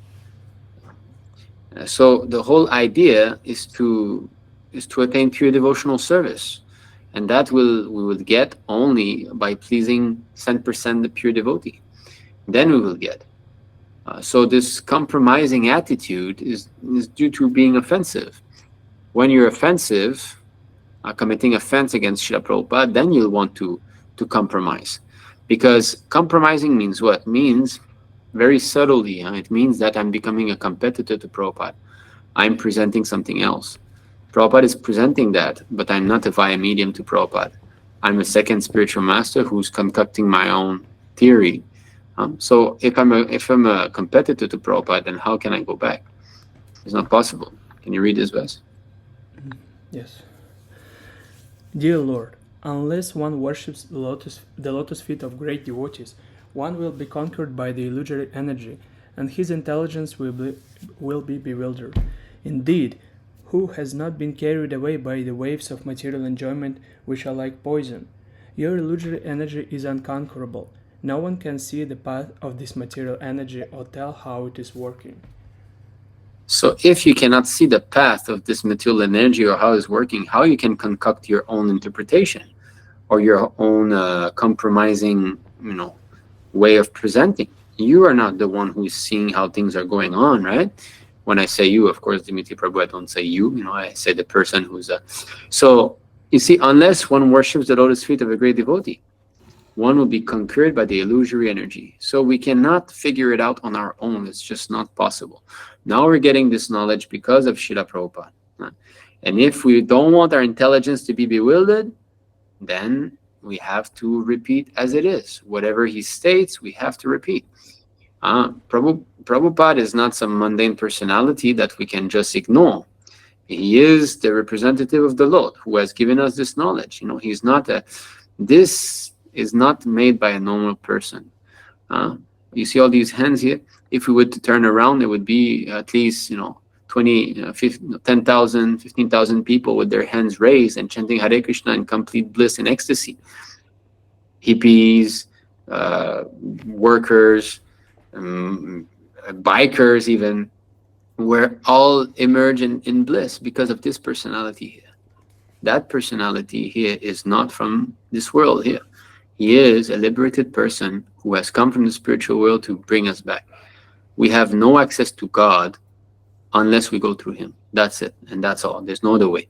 You can see the Lord Jagannath behind. We go to the Lord through Prabhupada.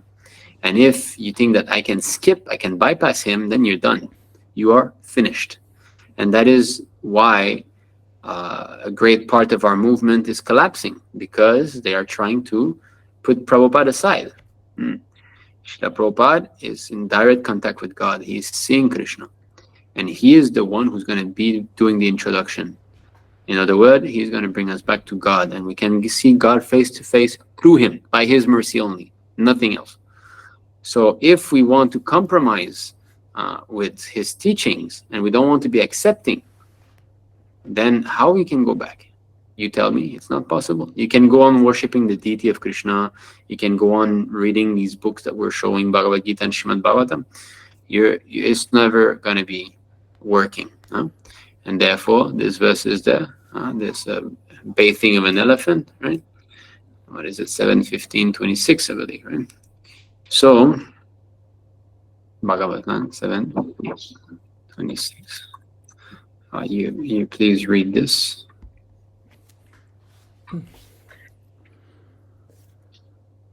The spiritual master should be considered to be directly the Supreme Lord, because he gives transcendental knowledge for enlightenment.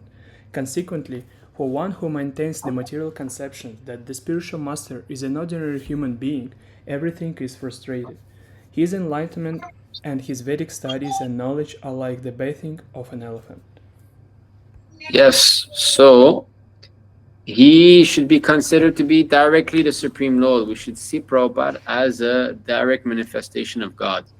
Is he God? Well, you see, that's the danger. You might say, no, philosophically speaking, no, he's not God. He's a normal he's a living entity. Well, that's the danger. He's not just a living entity, you see. So it's better to see Prabhupada as Krishna than as a living entity, actually. Although he's not Krishna, for our benefit, to not misunderstand, we should see him as being Krishna, present before us, you see, instructing us, speaking to us directly. Consequently, for one who maintains the material conception, well, his knowledge, I can add to it. It's not perfect. I can change it. I can withdraw it. That means I'm thinking he's a material personality. Ordinary human being, right? Ordinary human being's opinion is subject to the flaws, right? But not a pure devotee. But if we think that, no, the pure devotee also, so I can change. That's it. We are not going to make advancement because everything is frustrated. His enlightenment and his Vedic studies and knowledge are like the bathing of an elephant. You read the purport. It is recommended that one honor the spiritual master as being on an equal status with the Supreme Personality of Godhead, Sakshat Dharitvena Samasta Shastrahi. This is enjoined in every scripture. Acharyam Mam Vijaniyad. One should consider the Acharya to be as good as the Supreme Personality of Godhead. In spite of all these instructions, if one considers the spiritual master an ordinary human being, one is doomed. His study of the Vedas and his austerities and penances for enlightenment are all useless, like the bathing of an elephant. An elephant bathes in a lake quite thoroughly, but as soon as it comes on the shore, it takes some dust from the ground and strews it over its body. Thus, there is no meaning to the elephant's bath. One may argue by saying that since the spiritual master's relatives and the men of his neighborhood consider him an ordinary human being, what is the fault on the part of the disciple who considers the spiritual master an ordinary human being? This will be answered in the next verse, but the injunction is that the spiritual master should never be considered an ordinary man. One should strictly adhere to the instructions of the spiritual master, for if he is pleased, certainly the Supreme Personality of Godhead is pleased. Yasya prasadat bhagavat prasado, yasya prasadan nagatih kutopi. Prabhu, what if somebody is saying that, yes, I agree that I compromise a little bit here and there, but we know from Bhagavad Gita 2.40 that Svalpama pyasya dharmasya traite mahata bhayat, a little bit of advancement on the path of spirit, on the path of Krishna consciousness is also taken into account. So maybe I can make it A in this little bit, life. little bit advancement doesn't mean that I'm compromising. It means that I'm following the instructions of Prabhupada the best as I can. These are two different things. You know, like I cannot apply all of Prabhupada's instructions in my life due to my contamination. That's one thing. And even that, I'm not going back to Godhead in this life if I stay like that anyway. And compromising, like, you know, presenting the philosophy in a differently. For example, pure devotee, you know, doesn't have to be a pure devotee to be guru. That's a clear disobedience. That's a mental concoction, right? So this kind of things is definitely not. But if I'm struggling in my spiritual life, that's something else. It's not the same thing. So yes, that can protect you from the most dangerous type of fear. If you chant Hare Krishna and you're sincere somehow or other, even though you don't attain success, well, at least you're not going to be degraded to the animal form of life. That's what it means. But then what's the next verse? Vyavasyatmika buddhi ekeha kurunandana. Right? So that person who's got Vyavasyatmika buddhi, who fix up intelligence, what Prabhupada thinks, I'm thinking. That's all. I have no independent thinking. The spiritual master is telling me this is this, I accept that's my life and soul. This is this. That's all. So this is called union of interests. The desire is one. Bin nadrik. Bin nadrik means separate. If I worship the spiritual master, but I want this, I want that, the spiritual master says you shouldn't do that, I don't care, I'm doing it. You're not going back to the spiritual world. You're not going back to Krishna. So going back to Krishna is not such easy thing that everybody is going back in this life. You know, most of us are gonna need some couple of lifetimes. But at least the point is that we should be doing progress. We should not go backward. We should go forward. Yes, Prabhu, I understand.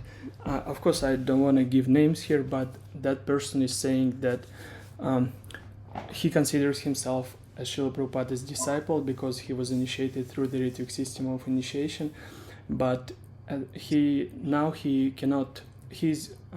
taking onion and garlic and tea for medicine purposes, and he's saying that devotees who gave him initiation, they were kind enough to give him initiation, although he is not ready to fully following Srila Prabhupada's instructions, and he's saying that maybe in 15 years from now I will be following strictly, but for now, I mean, I'm okay with that. I can compromise with this. I mean, he's saying that all these external things, the main thing is what is inside. Like that. That's playing with fire. You know, there's no inside or outside. To think inside and no outside. You see, the more one advances spiritually, there's no distinction between is inside and outside. These small things, love for the spiritual master means following his instructions.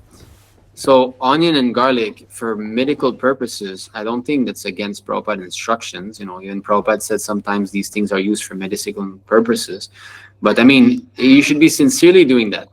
Not that I cook with onion and garlic so that I become healthy. Not like that. If you got some medicine, maybe some onion, garlic.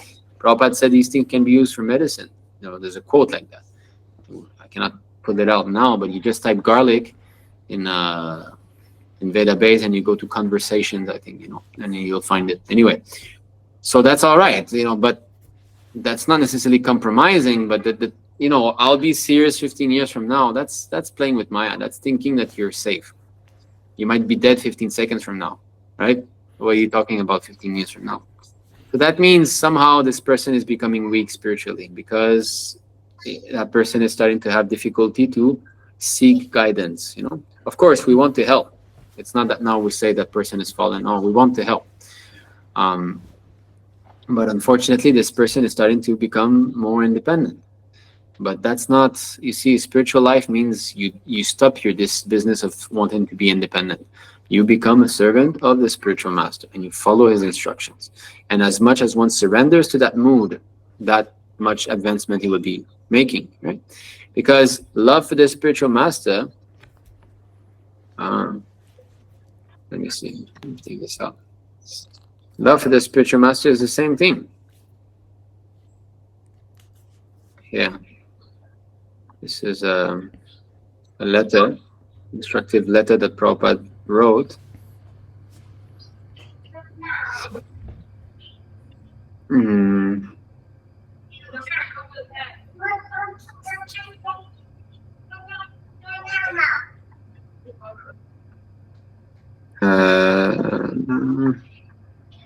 One moment, huh?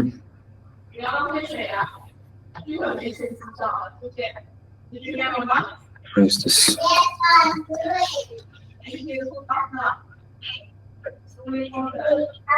Okay. Go ahead, read here. Can you share the screen, Prabhu? Oh, sorry. Okay. What is the difficulty of enforcing these rules? There are rules, and they are simple rules and must be followed. One must be prepared to follow the rules for Krishna. Otherwise, where is the proof that he loves Krishna? And they are not very difficult to follow. See, so this thing of being inside and outside, that's the wrong philosophy. Because here it says, otherwise, where's the proof that he loves Krishna? If I tell you I love you, but I don't buy you a gift for your birthday, I don't do outside, as you say, and then where's the use? Yeah, I love you. I love you. I look at you. I love you. I love you. Then do something practical to show me that you love me. Don't just say it, right? So this outside and inside, if you actually have love for the spiritual master, that means you will follow the instructions. That's all. Prabhupada says that following the instructions and love for the spiritual master are one. It's the same thing. You cannot divide these things. Like, I'm not following Prabhupada's instructions and I have love for him.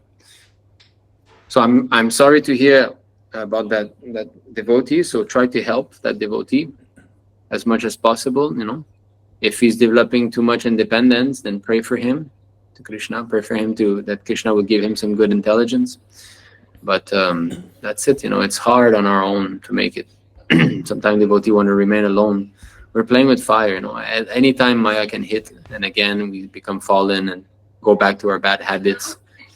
Start to eat things that we shouldn't, or do things that we shouldn't. So thinking that we're safe, in 15 years from now I'll be back. This is a proof that devotee is under Maya, under illusion. Prabhupada said, as soon as you feel comfortable in this material world, you're under illusion. So if he's so confident that 15 years from now he's still alive, that's illusion. We see people die, right? 15 seconds are not even assured, and he's speaking of 15 years. Yes, Prabhu, thank you very much. I tried to help this person, and I also told him that you see, this is how Maya works. She convinced you that little bit deviations here and there is not a big thing, and how can you be so sure that you will be alive tomorrow? So basically he preferred another organization because in ISKM we're too strict in terms of following Srila Prabhupada's instructions, whereas the other organization is more lenient. So that's basically that he doesn't want to associate with that. What can be done? You see, there's you can be associating with ISKM devotees without being fully strict.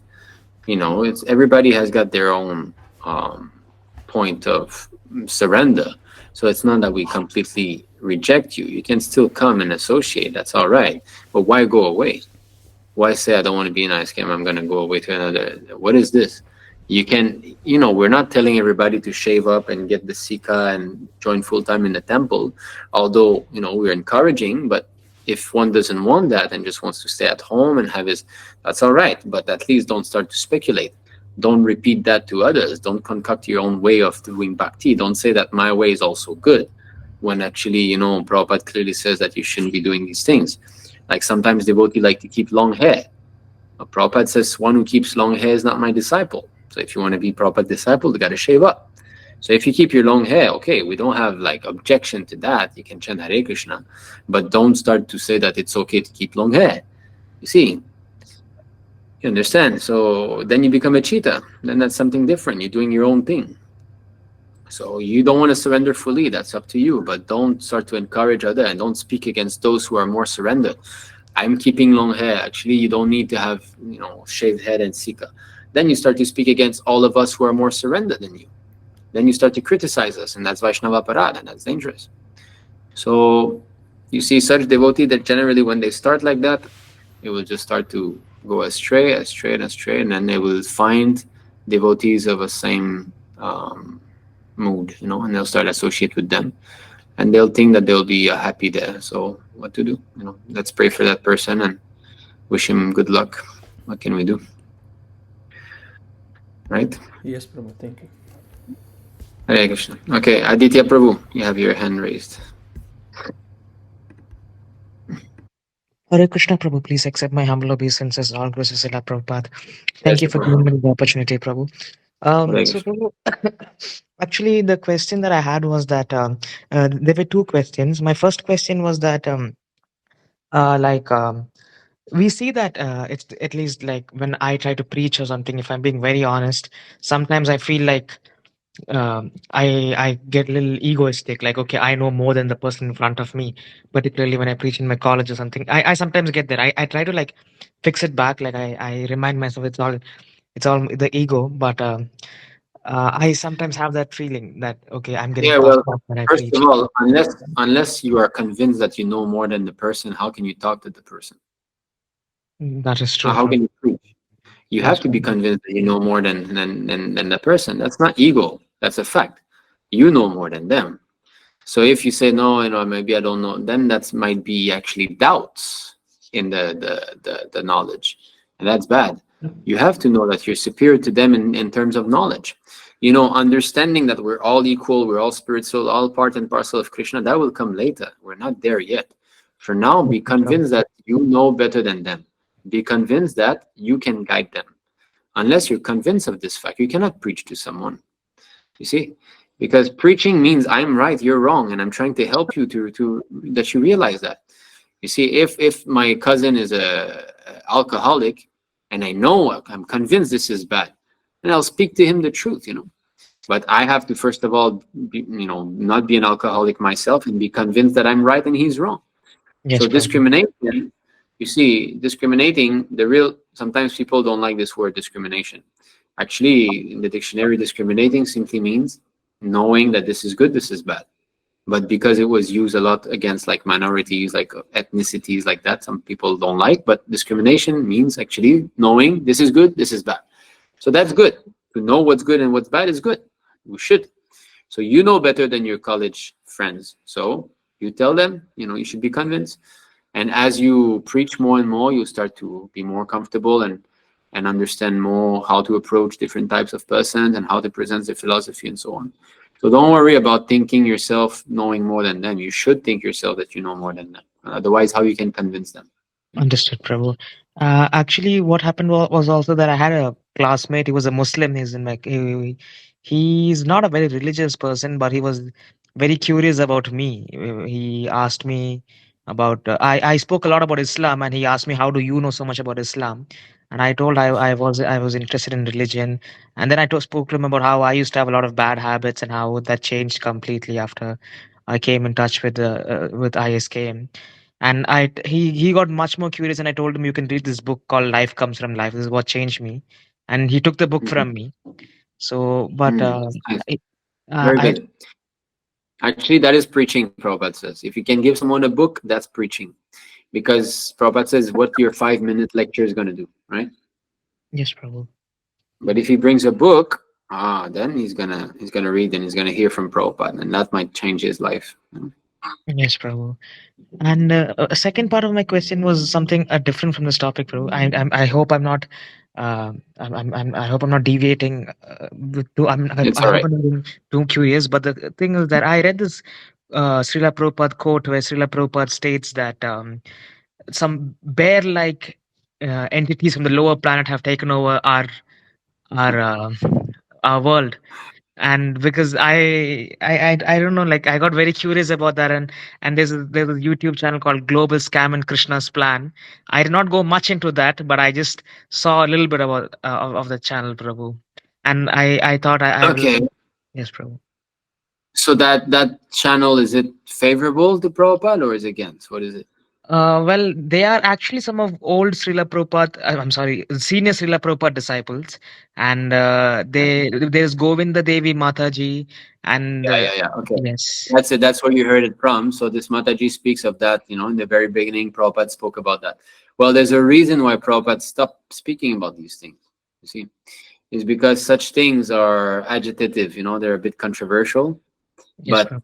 Prabhupada spoke of it, so it must be true, right? There's other races, there's demonic races out there. Our world, the world we live on, this planet, is not as we think it is. There's other realms connected to it. There's other living entities, other species that are there. And definitely, yeah, demons, they want to, I mean, what to speak of our planet, Hiranyakashipu, he wanted to control the entire universe. So some demons are there, some species of life, very demonic, very fearful, very powerful, are out there trying to control the entire universe. Just like here on our planet, some leaders are trying to control the whole world, right? Yes, Prabhu. That's what they want. So higher than that, lust can never be satisfied, greed can never be satisfied. So it just goes on increasing to the limit. Oh, universe is big like this. That's what I want, right? So definitely it's there. Bear-like men, yeah, okay. So that means what? There's a race of people that look a bit like bear, or they're very hairy, or whatever it is, and they're atheists and they want to control the world. Yes, So yeah, Prabhu. it's a fact. But then, how much information we have, I don't know. You go in the Bhagavatam, you can see there's so many species of demonic life form that are spoken about, right? Yes, Prabhu. There's the Nagas, there's the Rakshasas, and there's so many. So they are still present. It's not that they don't exist anymore in Kali Yuga and they existed only some 10,000 years. No, they're still here now. And somehow or other, they might be in some other lands that we are not have no access to, other planet we don't have access to, but they're there. They exist. Yes, So, Prabhu. but that's good if that like struck you, then use that as an impetus to become more serious. That such horrible personal and beings are there. So this world is the dangerous place, isn't it? Yes, Prabhu. I Yes. actually, after I read that, I also realized that we things are much more scary than it seems. It's much more unstable Yes. than it seems. And That's good. That type of fear is good because then you become more serious. There's living entities that if we would meet them, we would faint from fear. Some living entities are out there that are so fearful we would faint. It's there. I mean, even in the Krishna book, I mean, you read of all of those demons, right? yes, So Prabhu. will you be able to stand in front of such a being? No, Prabhu. Definitely not. So that's it. So if you can, at least that means you got faith. You got faith in these descriptions. If we Yes, have Prabhu. faith in these descriptions of the demonic beings that are out there, then there's an impetus to take shelter at the lotus feet of Lord Narasimha there. You see? Yes, Prabhu. Yeah. And in Okay. fact, like when I read, I'm so sorry. I'll just add a small point if it's okay, Prabhu. Yeah. Yeah, All right. when I was listening to today's the when you were speaking today, Prabhu, I kind of realized that we have this tendency to take it very comfortable with this world, but it's actually extremely scary, Yes, extremely scary. right. And we should realize how scary it is, because every moment something horrible can happen, right? Yes, Prabhu. Horrible. I mean, we see the way that, and nowadays more than ever with this YouTube and everybody having a camera in their pocket, so many things are filmed, right? Ways Yes, that people Prabhu. die, things that happen to people. I mean, it's horrible, the stuff, kind of stuff that happened. You know, I saw this mine in China. You see a video filming the mine, and you know, this huge truck with those big wheels. It appeared like that in the video, puny dots, and then all of a sudden you see the mine collapsing. My You God. know, just at least 50 vehicles done.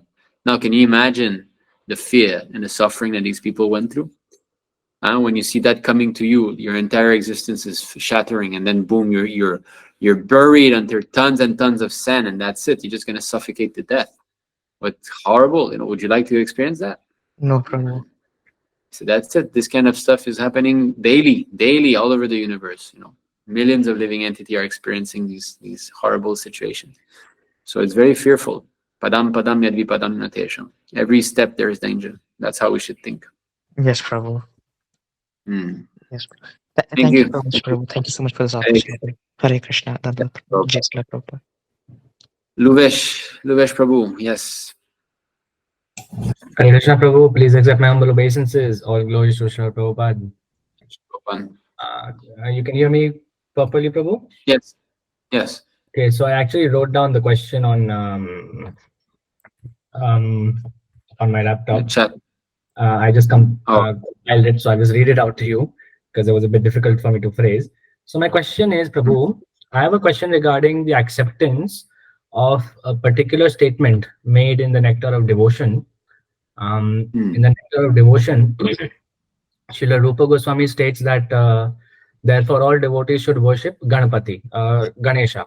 Now, Prabhupada has stated also that whatever is to be understood from the previous acharyas must be understood through him as in Yeah. Srila Prabhupada. So my question is, why did Srila Prabhupada choose to translate the Nectar of Devotion, even though it is meant for devotees, knowing well that these kinds of injunctions are situated within Nectar of Devotion, may be bewildering to some people who are inclined to demigod worship. Okay. So, Nectar of Devotion is extremely valuable for devotees, because Sri Chaitanya Mahaprabhu himself instructed Srila Rupa Goswami and Srila Sanatan Goswami. So, from Rupa Goswami, we've got Nectar of Devotion, Nectar of Instruction, right? Sanatan Goswami, there's the Sandarbhas. The Sandarbhas are there, the Hari Bhakti Vilas is there. Okay, so, no, sorry, Sandarbhas is from Jiva Goa. The Hari Bhakti Vilas is there. That was from Yeah. Jiva Goswami. Yes, Jiva Goswami. So Sanatan Goswami, Hari Bhakti Vilas is there, and so many instructions. So these things, Prabhupada knows what we need. Okay, and it's not that he's going to refrain himself just because of a small instruction that is there that could harm a devotee, right? There's so much gold that is there. Actually, everything can harm us. You see in the Srimad Bhagavatam, there's a verse that says if you want to conquer your enemy, you worship Lord Shiva. If you want, material opulence, you worship this. There's one verse like that in Srimad Bhagavatam. It's all packed together. All demigods are there, and what you're gonna get if you worship that demigod. It's all there in one verse. So what? Prabhupada's gonna skip that verse or not give us Srimad Bhagavatam? The whole idea is to surrender to the pure devotee. So you do that. That's the main thing. What is presented to you is gonna be of very little importance. What's important is what Prabhupada wants you to do. So, okay, it says Ganapati is there, but did Prabhupada says you should worship Ganesh? No, he did not instruct that. In fact, there was one devotee who said, that devotee is worshiping Ganesh. Can also worship Ganesh? Prabhupada said, yes. If you can bring 100,000 a month like he's doing, you can also worship Ganesh. So somehow, that devotee was bringing so much money, and Prabhupada allowed him to worship Ganesh. So for him, the instruction is there. You see, for that particular devotee, he got a personal instruction. Okay, you can go on with Ganesh worship. And somebody else tried to jump on the train, and Prabhupada said, yeah, you also can, if you bring me that much money per month. You see? So that means what? If you cannot bring $100,000 a month to the movement, then you don't worship Ganesh. Can you do that? Can you bring 100,000? If you can and maintain them, then I guess, But even then, Prabhupada is not, telling us directly, right?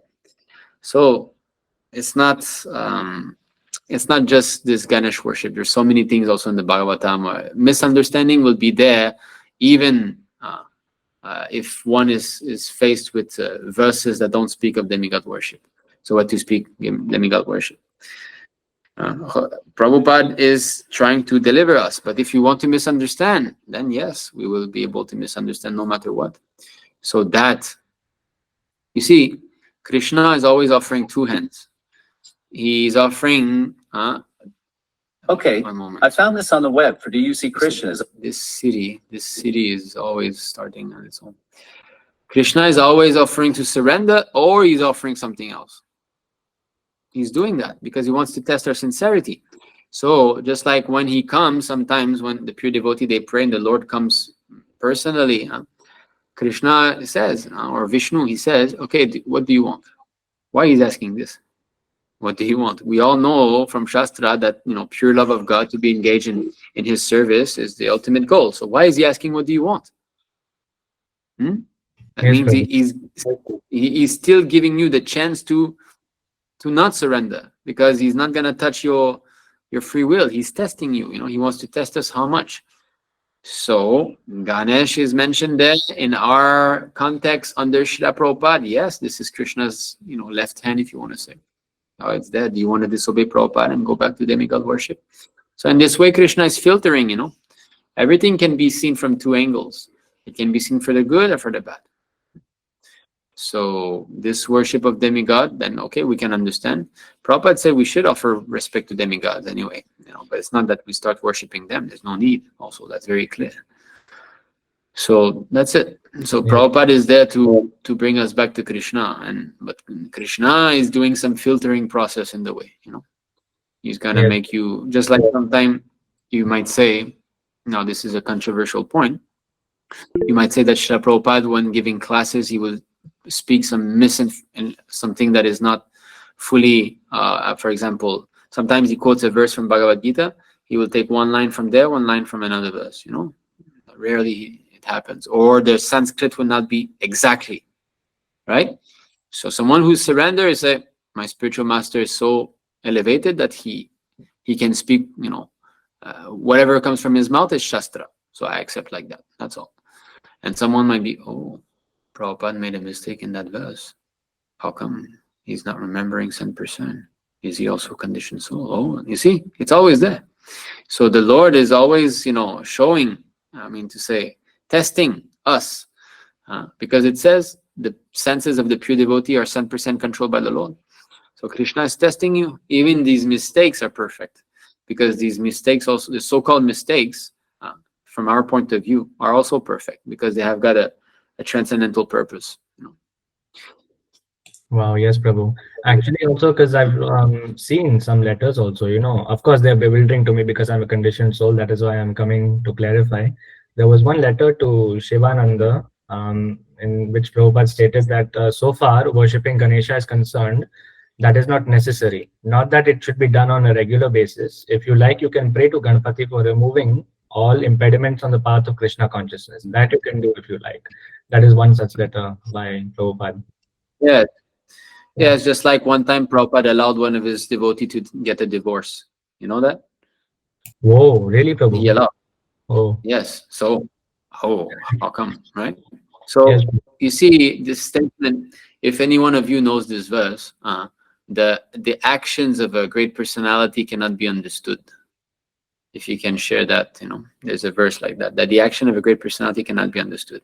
So anyway, so he allowed a divorce. One of his devotees came to Prabhupada, can I divorce? And Prabhupada said, okay, you can. And actually, this is in the memories. His servant, Shrutakirti Prabhu, he speaks of that. So he says, and he was shocked, like, how come Prabhupada is allowing a divorce? He was shocked. So then he went to Prabhupada the next day and said, Prabhupada, how come you allow the divorce? When we get married, you clearly say no divorce, it's for life.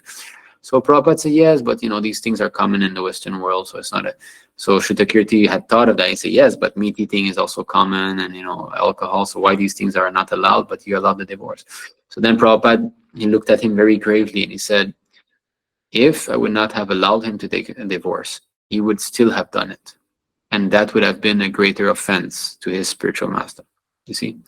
So sometimes why Prabhupada says things, it's not, we cannot understand. So therefore, these letters, we have to be very careful. Letters is secondary. Main thing are the books. Because the books, then you have Prabhupada's instructions, you know. Letters, it's specific according to the time, place, and the devotee. So you cannot take a letter sometimes, and although, you know, they're very instructive, they're very nice and all, but we have to understand that Prabhupada knew how to guide some specific devotee. So maybe that devotee had so much attachment to Ganesh, material attachment, that if Prabhupada would have said, stop it, he knew that that devotee would have left. So therefore, okay, he wants to do, you do a little bit if you want sometimes. And why he said, you know, it's not done on a regular basis. So he's trying to discourage him, but at the same time, he doesn't want to break his neck, you know. So, okay, all right, in the regular basis, you go on. And Prabhupada knows that by the strength of chanting Hare Krishna, he'll lose taste for demigod worship. So these things are, you know, done by an expert spiritual master. We cannot understand, right? Yes, Prabhu. But don't go and take this as an excuse to start worshipping Lord Ganesh. There's no Yes. necessity for that. Thank you so much for answering, Prabhu. Very much appreciated. All glories to Srila Prabhupada. Hare Hare Krishna. Prabhupada. Hare Krishna. Okay, so we'll go quickly in the comment section. There's not many. Okay. So Saikarti Prabhu, you had said, Prabhu, since Krishna consciousness service is on the absolute platform, that means online as well as offline service are at the same level. Also, proper service unto Krishna makes one humble. Can this real humility be developed in those who engage in online service as well? Online or offline, it doesn't matter. The important is the sincerity of purpose. Are we doing that to please Prabhupada? If you're editing video because you want to please Prabhupada, you want to follow his instructions, that is pure devotional service. But if you edit a video because you want to be known as a great editor and a great scholar, that is not pure devotional service. So whether online or offline, that's not very important. What's important is the sincerity of purpose, you know. And yes, you can develop this mood also by doing online service. There's no, as we said, pure devotional service is ahaituki pratihata. There's no, you see, it has to be like that. It has to be like that. No, these are, God, Krishna can be served in any circumstances. If one has got pure devotional service, he can serve in any circumstances. There is no, you have to do like this, or you cannot do like this. This is material things, you know. But serving Krishna can be done in any moment without stoppage. Nothing can stop it, right? So online services can also bring one to pure devotional service. It's about his devotion. Iro Prabhu is saying, please accept my humble obeisances. Jai Prabhupada. Is there a pastime that could be an example of that spiritual positive fear? Pastime, spiritual positive fear. Yeah, there are. For example, maybe you can help me recall, who is that sage who wanted to see Krishna's Maya? And then he saw Krishna had arranged this temporary destruction of the universe, right? So that sage saw... Prabhu, it's Bala Mukundam, right? That one you mean? Who? No, I was saying it was a sage who composed Bala Mukundam, right? That one? Like that sage? Yeah, because he saw Lord Krishna on the lotus leaf, right?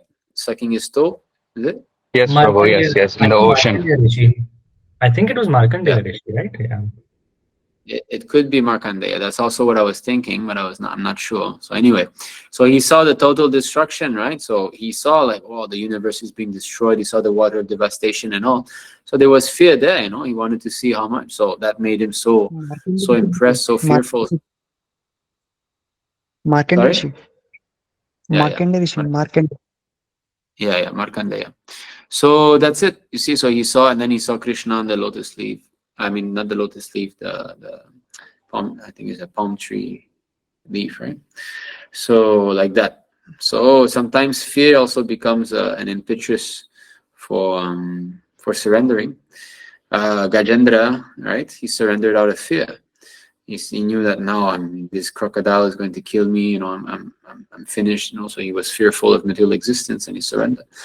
4 types of pious men have come unto me, right? So desire of wealth, those who are in distress. So this distress, it's a realization of the problems of life.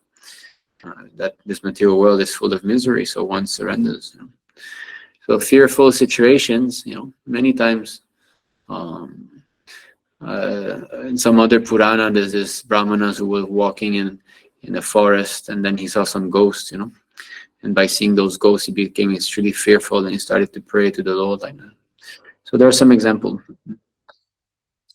Saikarti Prabhu. Prabhu, my knee also I broke when I was 14 years old. Still hurts even though I'm only 19. Material body is so painful and miserable. Yes, but my advice to you would be to do some exercise, because I broke my knee also when I was like 17 or 16, and it's still painful now. I'm 35. So if you don't do exercise, it's going to be still painful your whole life. But somehow or other, I'm also being lazy. There's a specific exercise I should be doing, and I'm too lazy to do it because it requires a weight behind my leg and I have to lift it like that. Anyway, complicated. But yeah, take care of it and you can actually strengthen your muscle. Yes, Prabhu, Prabhu, actually, I was also doing some research on this. Of course, I first spoke to Prahlad Prabhu and I asked him, will it agitate my senses and so on. Prabhu said, no, if you please do it. Actually, it's necessary in the sense that if I'm doing it inside my room with no external disturbance, like not in the gym and all, it's okay. So I was just doing my research, Yeah. and then I just found this one guy.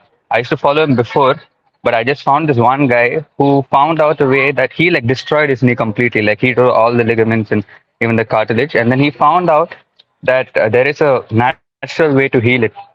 And the simplest method is that one has to simply just bend his knee to the complete range of motion. So most doctors, they say if you go past 90-degree bend, you'll be putting extra pressure on the knee.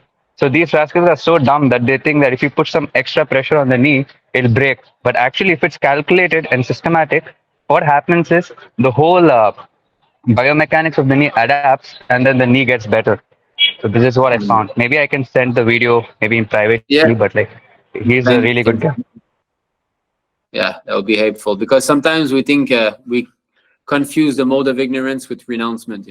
Oh, this is just material body, I don't care. No, you should care of your body. It's a body given to you by Krishna. Being lazy is not being spiritually advanced, right? So in my case, I'm lazy, but I admit it. But yeah, so material body, I don't care for it. It's material, is gonna finish anyway. No, self-interest is good, right? In the sense that self-preservation, wanted to take care, wanted to benefit one's own self. That's better than not wanting to. Of course, that should not be only on the material platform. It should be on the spiritual platform also. Okay. Okay. All right. Now.